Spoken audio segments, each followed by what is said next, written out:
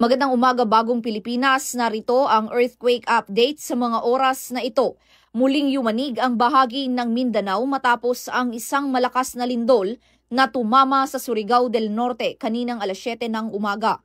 Ayon sa PHIVOLCS, isang magnitude 6.2 na lindol ang naitala ngayong ika-17 ng Oktubre ngayong taon.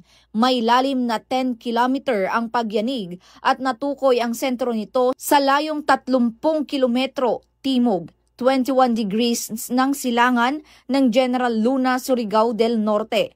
Sa kasalukuyan, patuloy pa rin ang PHIVOLCS sa pagmomonitor at pag-verify ng mga aftershock at posibleng epekto ng naturang lindol. Wala namang inaasahang tsunami threat ayon sa paunang ulat. Pinapaalalahanan naman ang lahat ng residente sa mga naapektuhang lugar na manatiling kalmado ngunit alerto sa mga posibleng aftershock.